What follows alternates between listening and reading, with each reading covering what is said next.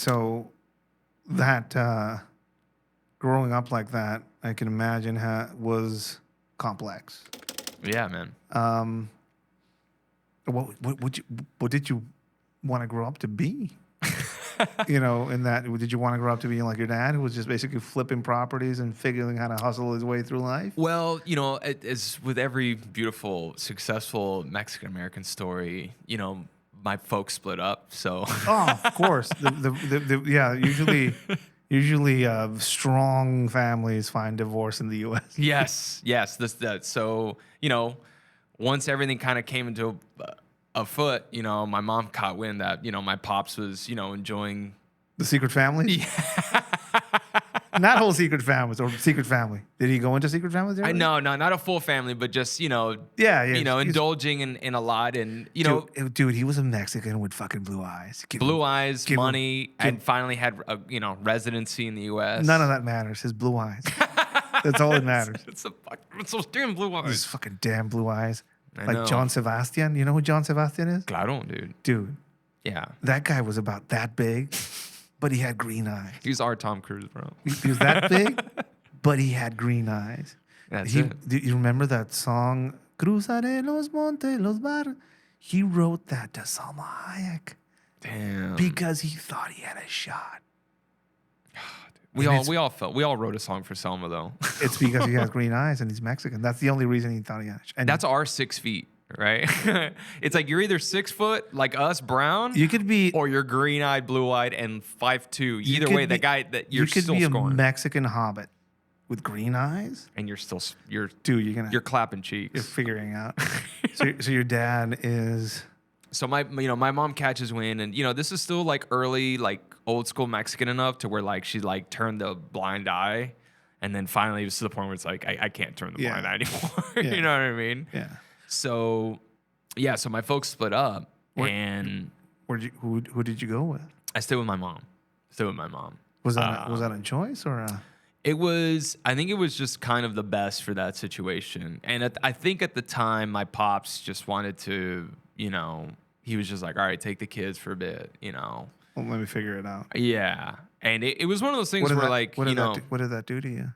Like, so it's the first time, like when you're a kid, like, you never expect for your folks to split up. Yeah. Right. You think like that's your bedrock. Right. And then once they break up, you realize that like, oh, now you got to deal with life, and the bedrock that you thought you had is now fundamentally cracked forever. So basically, you have to mature really fast. You do have to mature, because now it's like now your dad's not home every day. Yeah. Like you grow up with two parents, all of a sudden you feel shielded from the world. Yeah.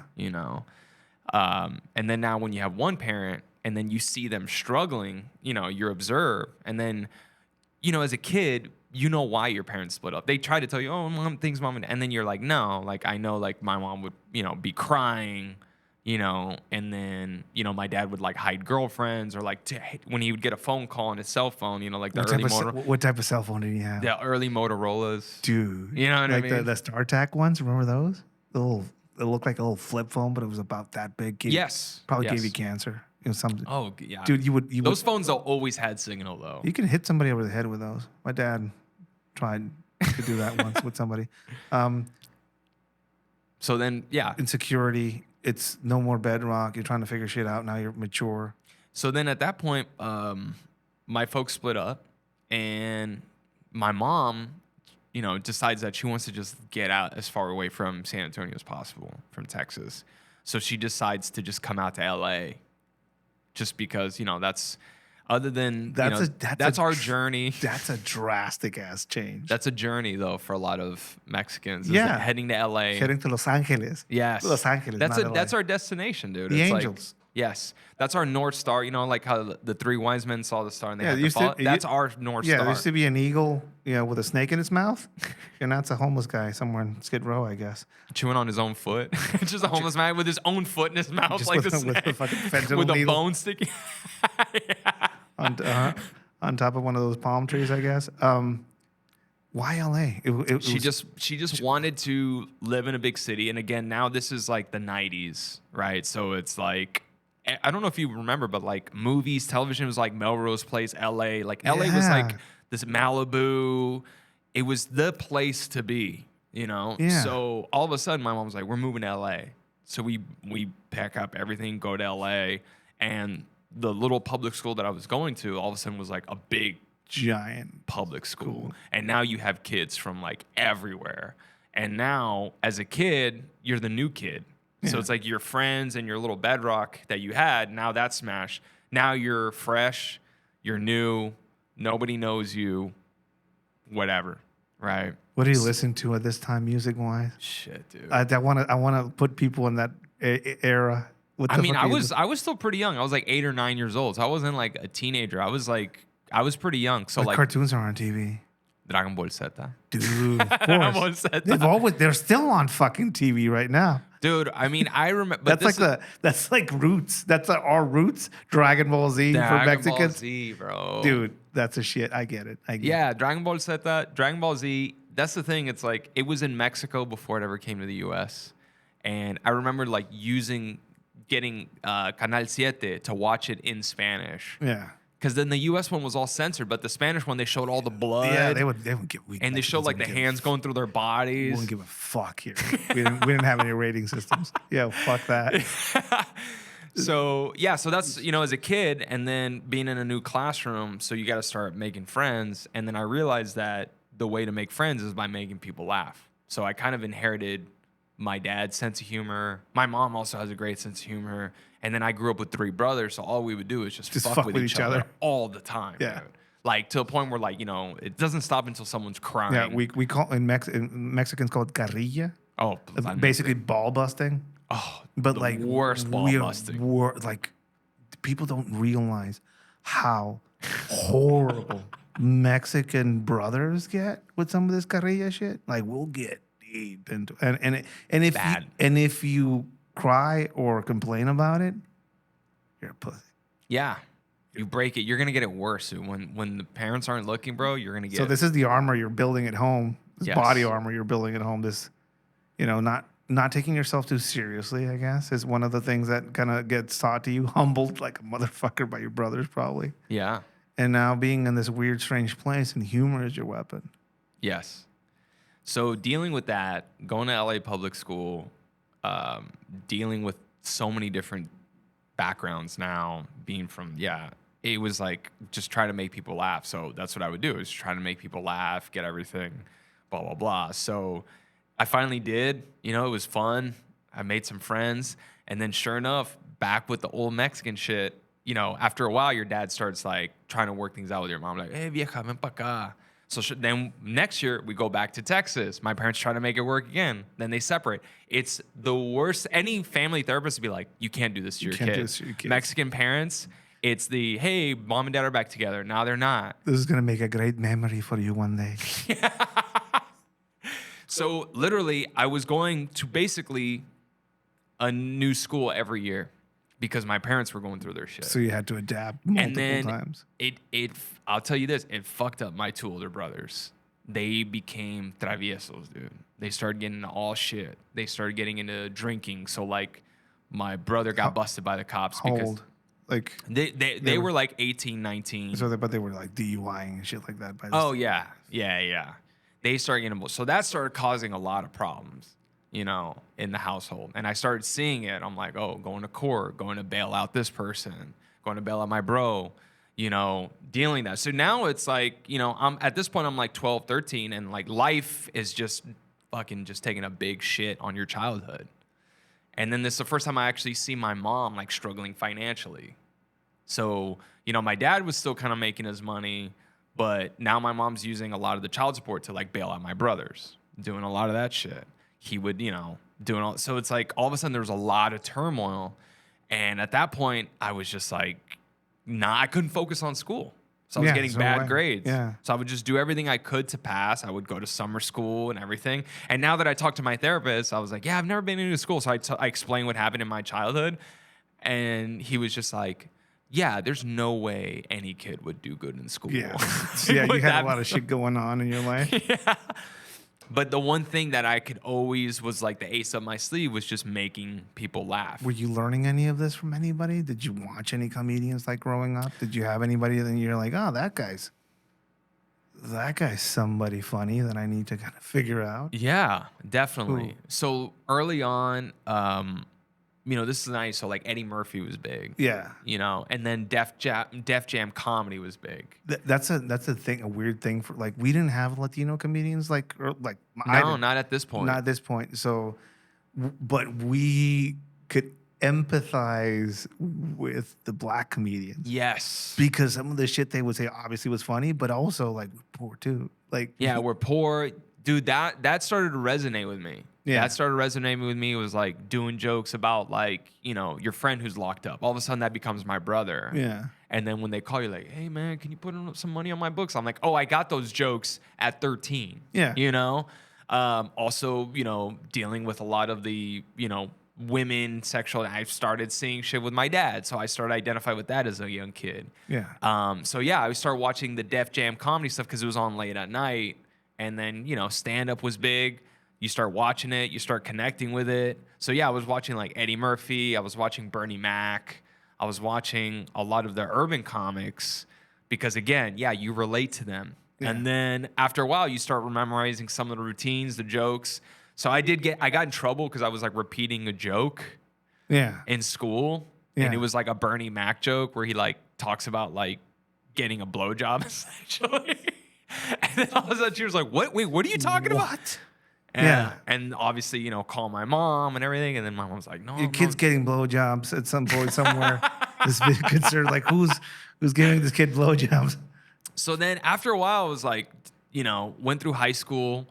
At one point, my mom goes, you know, you and your older brothers have just made a fucking mess of everything. So you and your younger brother, which is my younger brother's 2 years younger than me, both my mom and dad just was like, hey, we need to get together and just fucking run a tight ship on these two. Like we fucked up with these two older ones. So let's put all the discipline in the world and then let's on save me. these two. So at that point, once we got into high school, which is like they were worried about that, my dad was like, you guys are going to live with me and you're going to live under my rules. And that's when he got really strict on everything. Like literally had to come home at a certain time, couldn't go to friends' houses, couldn't do a lot of shit.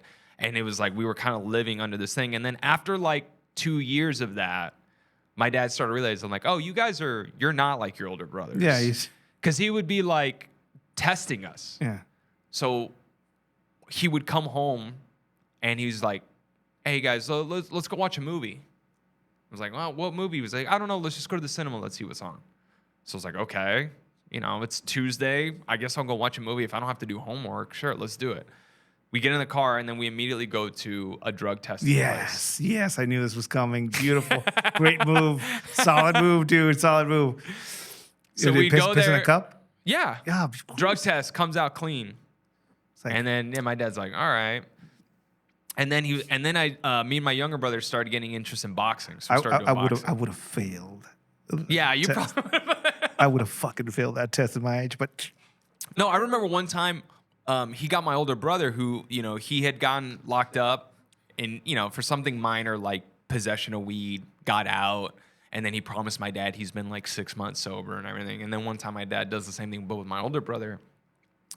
And he was like, we're going to go visit your tia. And then we go and then we show up to the drug place. And my brother's like, no, dad, we don't need to do it. And he's like just sweating and like, cabrón, ya sé que estás fumando mota otra vez. And that shit was like. it's great for like just thinking about it now.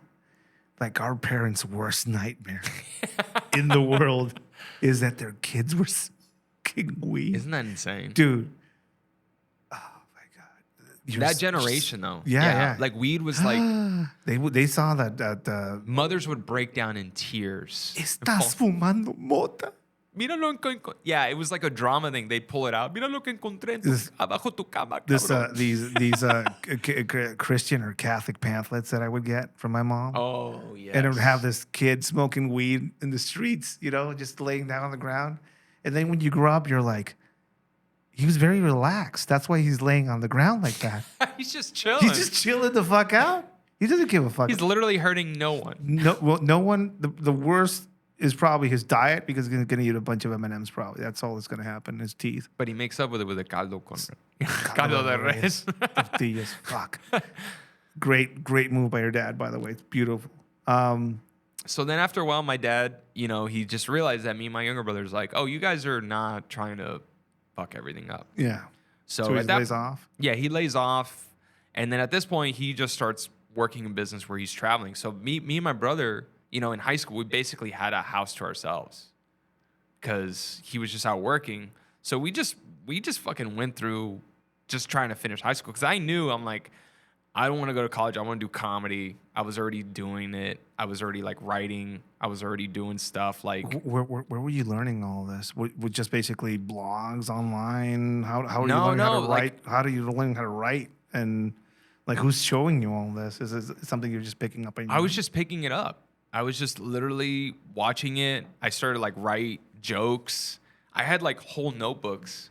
And in San Antonio, they had a comedy club, but I was like, I don't want to start here. I want to go to LA. Like, I want to get out of here. Big. Yeah. And I remember when I was a kid, when I lived in LA with my mom for a little bit, for a few years, I just knew it was like, I want to come back here older. Like, I want to experience this as an adult. Yeah. So that's exactly what I did, man. Finished high school. I finished high school. I packed up everything in my Volkswagen and just fucking came to LA. And then once I got here... What year is this? This is 2009. 2009. Yeah. What's on the radio? Some bullshit. It's not great. It's some bullshit. Great. It's like a lot of Usher, yeah. Lil Jon, like popular radio. Yeah. Rock John music. On everything. I'll tell you right now, the rock music is like...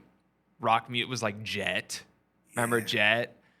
Kings of Leon. Dude, what the fuck happened? It was a lot of like Apple commercial, the iPod commercial music. Yeah. You know what I'm talking about with the silhouette dancing and horrible shit. Yeah, that's why we were punished by God with COVID. Because we had it too good, I guess. Or horrible. I don't know. It was not great. I finally got into some of the shit that my brother, because they were potheads, so they would listen to like a lot of rock music. And then my one brother got into like crazy 90s hip hop. Yeah. Which was big. Yeah. So he was listening to like Dre, the first Chronic album, NWA, Eazy-E, and then Eminem just exploded. Remember when Eminem just came out of nowhere? Yeah. So my brother was just playing that. So you get influenced by music from your older siblings. Yeah. So I had one brother that was all about hip hop, and then my other brother was all about rock, and started listening to like Soundgarden. I got big into dude, and when I was in 8th grade. I had a Soundgarden album cover on my binder. Soundgarden. Holy shit. I love Chris Cornell. And so I was like, I got obsessed with Soundgarden. I started playing guitar. So it was like, I was always kind of creative. And it was just trying to find the right medium. Yeah. So comedy is something that I gravitated towards because I love making people laugh. And then music was something that was kind of a way to escape. Yeah. For me, music is always, and I always ask about it. Yeah. Because it has a time machine effect as well. Yes. Like when you think about a song in a time, remember the reason that was everywhere? Who was Stank? Yeah. Yes. I'm not a perfect that shit.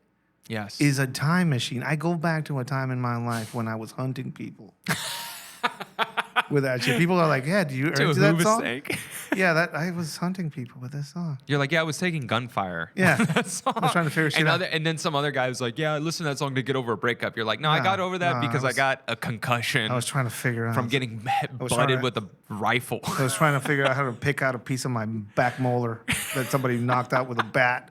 So you're in L.A. So I finally get to L.A. This is the dream. This is it. This is all of the life trauma has been creating humor in you as a defensive mechanism. Yes. And then about to use it there. I was like, and again, I was a ball buster because I grew up in a Mexican household of brothers, and I was like trying to find comedy. And then I remember watching this documentary about comedians, which with Vince Vaughn, with like Sebastian, like those guys were super young. And then one of them talked about getting an agent. So I was like, oh, just get an agent. Like I just thought it was so easy. Pay this person to figure out gigs. Just get an agent, yeah. And like they'll guide me. So I literally did the whole LA, like get my pictures taken. And then I started going to agencies and just dropping off my photos. And I didn't know you weren't supposed to do that. No, you're not supposed to do that. Why not? Why not take Exactly. the direct action? And, dealing with my dad, I'm like, fucking cross the border, everything. You just go out and do what you want. Yeah, you figure it out yourself. It was very immigrant approach. So I was like, well, I want an agent, so I'm going to go find one. So I literally just got this book, which they used to have an actor's bookstore on Sunset called Sam French. Yeah. Samuel French. Okay. I walked in there. There's literally a book called Agencies, yellow book. You buy it. Bought it, went, highlighted a couple of them. I wouldn't have bought it. I would have ripped the page out as a Mexican. But yeah, okay, sure. Okay, that was my white side. That's I got fine. my It's fine. I American get it. You side. had to buy it. Yeah. Yes, support the arts. So then I go and I just start dropping off headshots. And a lot of people were like, "You can't drop it off." I was like, "All right, well, I'll go to the next one that lets me drop it off." So I kept doing that. And one time I knock on this. I buzz in West Hollywood. It was on Santa Monica. This agency. I buzz their buzzer. And the secretary comes on. She's like, "What's your name?" I was like, "Oh, my name is Bryan Torresdey. I'm just here to drop off my headshot." And she was like, "Do you have an appointment with an agent?" I was like, "No." And she just buzzed me in. Cool. So I buzz in, and she was like, I walk in. She's like, "Where are you from?" I told her, "I'm from San Antonio, from Texas. I just moved here last month." And she was like, "You're not supposed to do this." Like, she just straight up told me. Yeah. She's like, "You have to mail them." And I'm like, "Well, can I just drop it off? I'm already here." And she was like, "Okay." And then all of a sudden, this dude comes from the back, and he's like on a phone call. It's like classic Hollywood. He's on a phone call. He comes in from the back, and he was just like, came to say something to the secretary. He's like, "Yeah, can you tell him that I'm here?" And then he like looks at me, and he was like, "Who are you?" And I'm like, "Oh, my name is Bryan Torresdey." And I just kind of did my little spiel again. He was like, "What are you doing here?" I was like, "Well, I'm just here to drop off my headshot." He's like, "You're an actor?" I was like, "Yeah." Sure. And I just said, "Sure, I'm an actor." And he goes, "All right, come into my office." So I go in the office, and then I walk out with an agent. Yes. Just very Mexican style. Yeah. Figure it out. Yeah. That's beautiful. So I did that, and that was kind of like, oh, all of a sudden it's like, yeah, I have an agent now. Yeah. I'll tell you one thing really funny, too. When I first moved to LA, and this is something that nobody knows, and I love how things change. When I first moved to LA, Scientology was like huge. Yeah, e-meters and shit. I love that. Cool. It was huge, but back then it was like no exposés had come out yet. No exposés, and back then it was like a lot of like the liberal left people were like, I'm not joking, they were like literally like saying how great it was. Like, I knew a lot of people that would defend it. They're like, "Oh, it's not a cult. It's this, and this." It's a cult. And here's the thing. I didn't know any of this. Yeah. You were like, what did you think they were? I didn't know what it was. I knew it was like something weird. At this point, I think the South Park episode had come out. So I just thought it was quirky, but I didn't know what it was. Like, I didn't know it was at the Celebrity Center. I thought it was like in this like church that would just say Scientology. Yeah. So I'll tell you a quick story, right? I got this actor's newspaper, and on the newspaper, it just tells you where you can find classes or auditions and shit. And I saw one that said a free actors workshop for like TV actors. I was like, I want to get on TV. Yeah. So I go to it, and it was at the Celebrity Center. And I thought, oh, this place is cool. Like, it's a place for like artists. I thought it was like an artist place. Did they put like a Magneto helmet on you? What happened to you? It was so chill. It was quiet? It was chill. Everyone is super nice. Suspicious. They give you they were giving away like free food and drinks, like sodas and water. Like, yeah. Very suspicious. So I get that. Yeah, I mean, I don't know. At this point I'm a 19-year-old kid. So I'm like, cool, free food when you're 19 and you're living on your own. Yeah. I'm there, man. I'm getting up a duffel bag and filling it up. Yes. So I go, and then sure enough, they put us into this room, and we're all there for the actors workshop. It was like me and like 10 other idiots who fell for the scam. Yeah.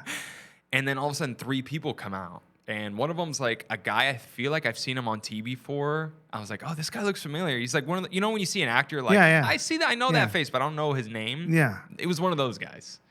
And he starts talking about like acting. He's like, yeah, when you first want to get into the business, you got to do this. And it was like 10 minutes speech. All of a sudden, this dude in a suit walks in, and he starts explaining to us about how being an artist is not really about like getting to business unless you're like well adjusted. Yeah. And he starts telling us about like how you have to be well adjusted as a person, and there's impurities and there's evil thoughts that and all That's when the Magneto helmet comes out. it came down from the ceiling. What is it, like an e-meter or something? I don't know. Like, but basically, are they trying to explain? And here's the thing: this is where the Mexican comes in, because you're like, oh man, This like is- your yeah, bullshit yeah. meter starts going off. You know, the Mexicans are like, what's going on? This doesn't feel right. Yeah. Everyone else was so into it, Well, yeah, this makes so much sense. and I was like, Yeah, the midichlorians. Yeah, this makes so much. Oh, wait, I don't know if they believe in that. That's Star Wars. something like they don't believe in. I get it. something with a Wookiee. I don't know. Yeah, something about space volcanoes. I don't know, but they're explaining this to you. So they're And starting to say, and then my bullshit meter starts going off. The so Mexican spider, like somebody's trying to scam me out of my money, is what that's based on. As Mexicans, because we're always trying to figure shit out. You know, like this. A dude that at the Costco here in Tijuana got a oven door inside of a box for a TV sold to him, you know, and I was like, I could have seen that shit from a mile away. An oven door with a Dude, TV it's box. brilliant. It's brilliant though.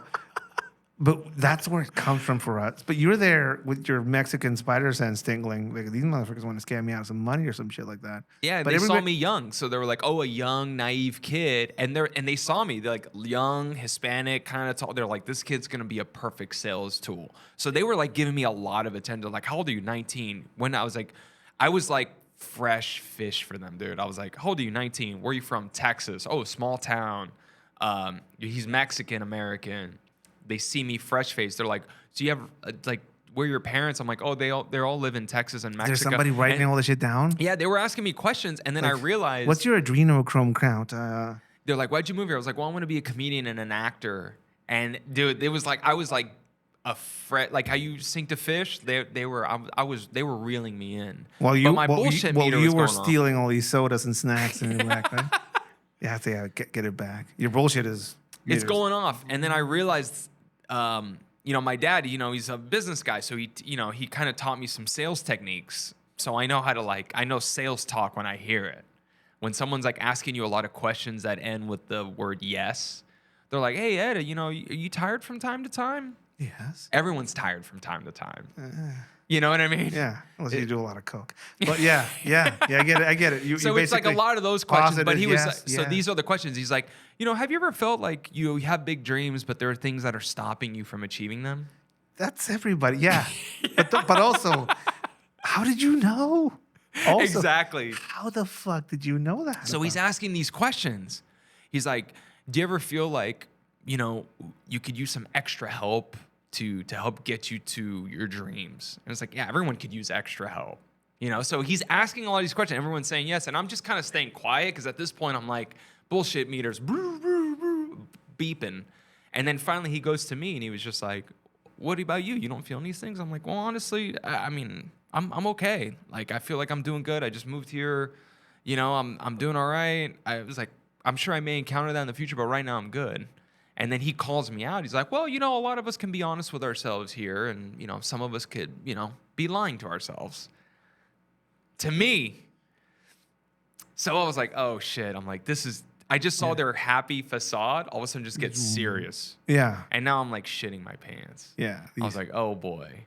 And then afterward, so he goes, okay, at this point, everyone, let's move to a different room. So everyone stands up. They're like, we just have one more thing, and then you guys could head out. And they were going to take us to a separate room. I get up, and they go, no, you stay, Bryan. Yeah. You can't see the machine or the helmet. You don't deserve the Magneto helmet. No, they had like a whole metal bodysuit for me. Like, it wasn't just a helmet. It was like a whole, we're going to terraform your ass. We must mold him. Yeah. So everyone leaves, and it's just me in the room with 4 dudes in suits, and they start talking to me, and they're like, Bryan, we feel like you're someone who could be a big figure in this industry. And they start just feeding me bullshit, and I was like, and at this point, I'm just like, I need to get the fuck out of here. Yeah, this is a cult. Yes, because I saw them shift. Yeah. And then my Mexican stuff came out. I was like, oh, I'm Catholic. I'm Christian. I don't believe in what you guys believe in, because I started seeing the Scientology pamphlets start coming out. They're like, oh, no, you could be that. That's fine. And I'm like, you know what? Honestly, I really need to go because I'm supposed to be meeting a friend right now anyways. I'm already 10 minutes late. And they're supposed to meet me. They have a project they want me to help them on. So I'm trying to get out. They're like, no, it's okay. Like, we're not going to keep you much longer. Is And I there was a like, guy prepping the needle thing? dude, I literally started looking around because they shut the door. I would have looked at the bottom of the whatever I was drinking to see if there was something bubbling in there or some shit like that. Yeah, that's scary. I'm getting scared. It's a 19-year-old kid with 4 adults in suits inside of a room Neo. where they shut the door. You're fucking Neo. I'm scared as hell right now. Yeah. So finally, I'm like, look, I really just would like to go because I have to leave. And they were like, no, it's okay. We just want to take you. We just want to show you one thing. It's a quick video, and then you can leave. So when they come and they bring this woman to escort me, I noticed that she's Hispanic. So she's a Latina. Yeah. So they're like, just follow her and she'll take you to the other room. So as soon as she grabs me, right? She like grabs me by the arm and I pull it back and I'm like, ¿habla español? And she's like, sí, hablo español. I'm like, si no me deja ir, lo voy a llamar a la policía. Y los voy a reportar. Me están secuestrando. And as soon as she heard that word, she's like, no, te puedes ir. You can leave. Yeah. She freaked out when I said, for those who don't speak Spanish, it's, if you don't let me leave, I'm going to call the cops because you're kidnapping me. Yeah. And she freaked out. So I literally just bolted, walked straight to my car. As I'm walking out, I could hear like, Bryan, come back. Just one thing. And then I'm like, nope, I'm gone. I just kept walking. I literally did not turn. I got out of there. And then after that, I was like, fuck, welcome to LA, dude. Yeah, that was close. That was close. After that, I was like, if I'm going to do this shit, I got to do it on my own. I can't try to take shortcuts. I can't try to find free anything. So from there, I just literally started finding what I could as far as comedy goes. I found out that you could sign up for open mics, started doing open mics, started going to auditions. My agent started sending me out, and I kind of just started building my resume through that. That whole open mic thing, I mean, like I was recently told about that. You should do an open mic. And I have. Oh, shit, really? Yeah. How'd it go? It was great. I told a horrible story about a donkey. But every Mexican knows that story. Yeah, but the moment you say Mexican and a donkey, there's a traumatized woman on the other end of that. It's a famous story that I'm known for with donkeys. Maybe I'll get into it. But for me, it was about confidence and being able to speak with a crowd, and also being able to know, you gain timing, you gain feeling and energy of a crowd, you gain basically how to be entertaining, of course, but also how to be able to ride that wave that a crowd will give you. Yes. And you can't buy a book and learn this shit. There's no simulation. You got to just jump in. It's like a skydiving. I mean, you can go into a wind tunnel, but none of the shit that you're actually going to experience is going to be like jumping out of a fucking plane. What it really is.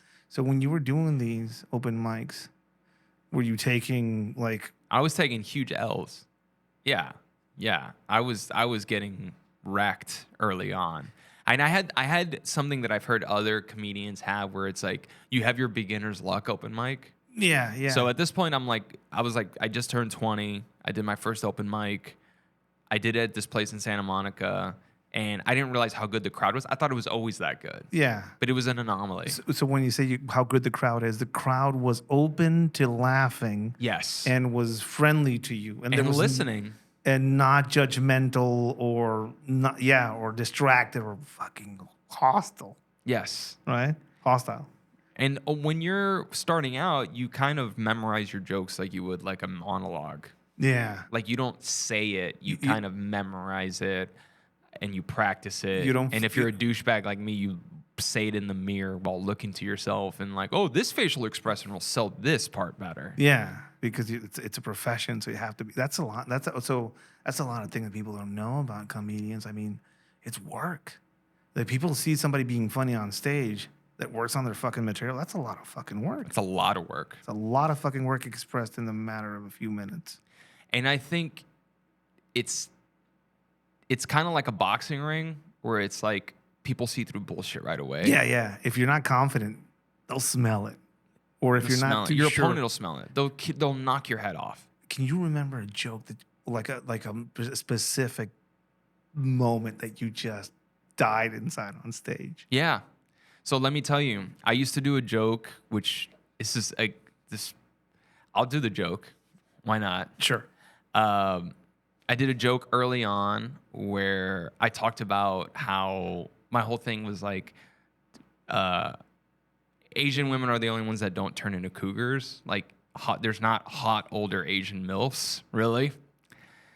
I was like, you see that with other races. You don't really see that with Asian. I was like, because like 1 minute they go from, hot, sexy, wearing a schoolgirl outfit, like giggling, and then before you know it, they turn into the woman at the cleaners, like, oh, you want more starch? You know what I mean? Like, Yeah. It's like there's not like they're either one or the other. There's not like a hot like Asian MILF stereotype that you see. It's like their version of the babushka bomb. Right. So my punchline was like, yeah, Asian women don't turn into cougars, they turn into pandas, which is pretty crude early. It's funny. Oh, so it still gets a laugh. It's pretty great. So that was my punchline. And, when you're a young kid full of energy and testosterone, women see that and they just fucking just hate it when you're just talking about what they look like. So I remember at the first open mic I did, it got a huge laugh. And I was like, oh, man, I'm funny. Yeah. And then I did it at another open mic. And I do the same way, and I sell it with everything. And I'm not reading the crowd at all because I don't have this skill built at all. Yeah. I realize they're not on board for this at all. But in my mind, I'm like, I'm going through it, and they're gonna laugh at this part. Yeah, because it happened before. So I go to the punch. I'm like, Asian women don't turn into cougars; they turn into pandas. Quiet, and this woman goes, "Oh no." Shit. And I look in the audience, and it's all older women. They're not into any of this. And guess what? This is the ultimate Achilles heel of any comedian. I didn't realize I was at a lesbian bar. Yes. Older, feminist, lesbians. That should be the fucking agoge. That should be where all comics go. Just figure out how to make Old lesbians in LA, and they see a young 20-year-old kid just joking about women's looks. When they get old. They just hated me. Did you get any hissing in this? No. That? I got, oh no. Oh no. That's almost worst. And I didn't acknowledge it, which is even worse. I didn't acknowledge. I went into my next joke. Just denial. Just walk through it. And I was like, okay. I was like, yeah. So the other day, it's even worse. Oh no. You're just sinking, dude. Can I tell you my worst bomb ever? Sure. This is the worst bomb I've ever done. So at this point I'm like 23, so I've been doing stand up for about 3 years, right? Yeah. Which is still very young, and I'm 23, which I'm a child, Yeah. And I'm doing this show, and I've kind of built some momentum. Like, I'm doing a little bit of road work at this point. I'm emceeing, I'm featuring somewhat, and I'm like kind of starting to get a little bit. And I'm like, oh, I'm kind of funny, and people are like, hey, this dude's funny, and so it's going good. And then a friend of mine was like, hey, dude, you want to do a spot at the J Spot? They actually pay pretty good. It's like $80. I don't know if you remember the J Spot. It was by LAX. It's an all-black comedy club. Okay. Right. All-black comedy club. And it's a particular type of black comedy club where I've never been in a comedy club, and you could ask any other comics from this era, where they literally put you have to walk through a metal detector. Yeah. To get in. Yeah, I could figure my way around. If I'd have known you, I'd tell you how. But anyway, so you're in this fucking comedy club. Basically, yeah. It has a metal detector because probably people have brought guns in there before. I would say so. Maybe shot at a cop. Cool. Context clues. Ed. This is where you're going. So we're going, and it's the early show on a Friday, which I think they used to do like a 6 o'clock, 6:30 show. Okay. Which is like a terrible time for comedy. Yeah, nobody's drunk yet. Nobody's drunk. Nobody's on board. I go in. There's maybe 5 people in the audience. The show's supposed to start at 6:30. It's 7:15. The MC has not gone up yet.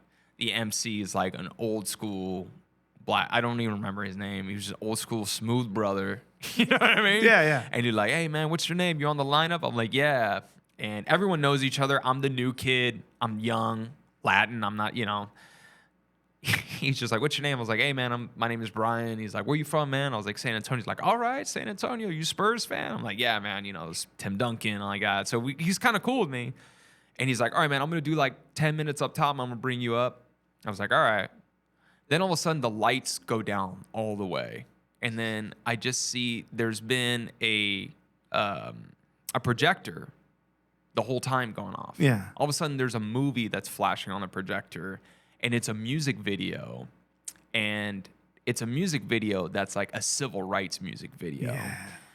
And they start playing stuff about like the Trayvon Martin riots, and it's like fists in the air, Black Power, everything's going off.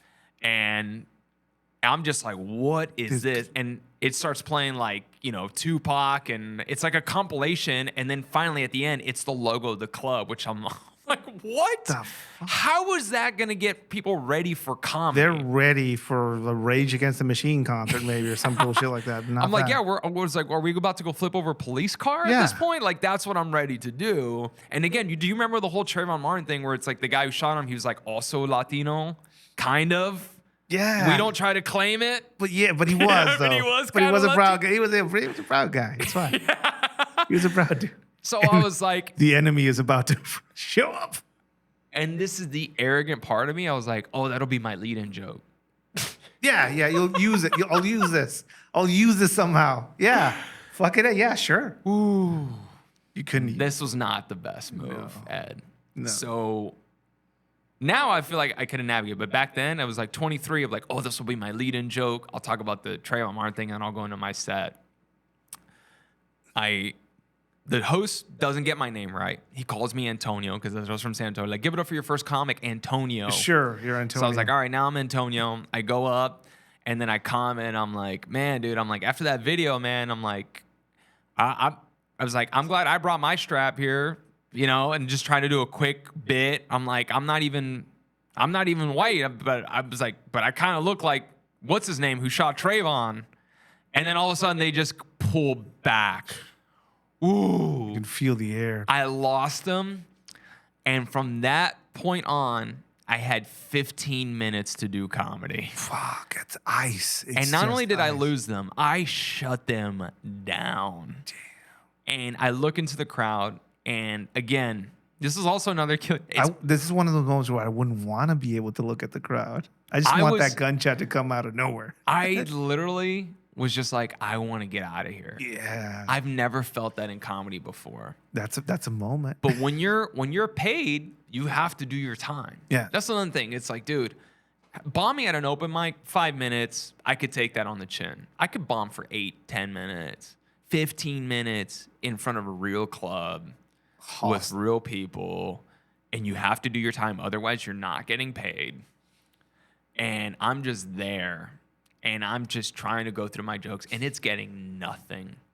And there's one point where a dude just stands up and just walks straight to the back. But he was right in the front row. He stands up, and he goes, ugh.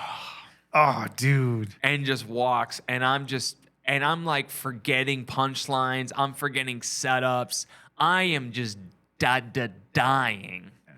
I get off. The host goes up. And he goes, I don't know what the fuck that was. And the crowd just starts laughing, dude. And he just does like 6-7 minutes just destroying me. Yeah. And I'm sitting in the back waiting for my check. Yeah.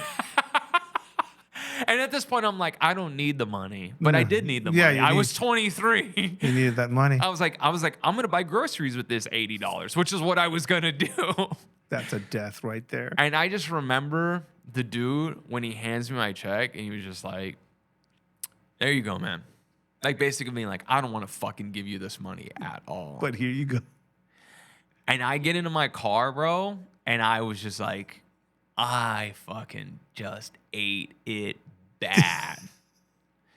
The next day, my boy calls me up. He's like, dude, what the fuck happened? I got a call from the owner. He's told me to never recommend another comic again. I was like, I'm sorry, bro. And I explained what happened to him, and he was like, what the fuck were you thinking, dude? I'm like, I don't know, man. But that was like, after that, I was like, whew. That was a death. If That you can was a death. survive that, though. Yeah, and then by the way, that's when you realize too, where you're like, the black and land culture on TV, they always want to project us as like being tight knit. Like, I love how the media projects like all minorities are super tight knit with each other. Yeah, they think we're like the fucking Captain Planet kids or some shit like that. We're not. We're not at all that. No, dude. I mean, look, being 100% honest, like, dude, with Mexicans and everything, there's a racial divide there. Trust me, I've been chewed out by black people because of being Mexican, and I've heard Mexicans go at black people, and it's like there's a cultural divide there. Yeah, definitely. Which is like, now when I see stuff like on the media and stuff, and I'm like, look, we're doing better than we've done in the past, but this ain't the Captain Planet, like you said. But there is no powers this combined. isn't the community college, Yeah, like fight the power together. Like, no, it's we're not gonna combine our powers with our rings. Yeah. and that's the one thing. When you go into a black comedy club, like, you got to earn their respect quick. And if you don't earn it within the first 20, 30 seconds, they write you off. You're gone. So it's like, after that, I really worked hard to get funny in front of all crowds. That was your death? It was the death. We all have to have one. And that one was brutal. It's a brutal death. But the good thing is, once you get through that shit. Lazarus shit. He's fucking Saint Lazarus. And then now you're like, well, I'm not intimidated by any of this shit now. Yeah. Now it's like, all right, let's do it. You know, I do rooms in Brooklyn. I do rooms in the Bronx. I do rooms in Harlem. And you're like, all right, I've seen the worst of the worst. Definitely. And then you jump in. But you need that pedigree. Man, that's why that's a scary experience. But that's exactly, you need that therapy. You need that death. I always call them those deaths when you fail so fucking hard. So Ed, let me know when you're ready to do the chase mod. Figure that out. Now that you're doing open mics. I'll figure that out. I could probably make them laugh, maybe. Horrible Mexican jokes. We'll figure that out.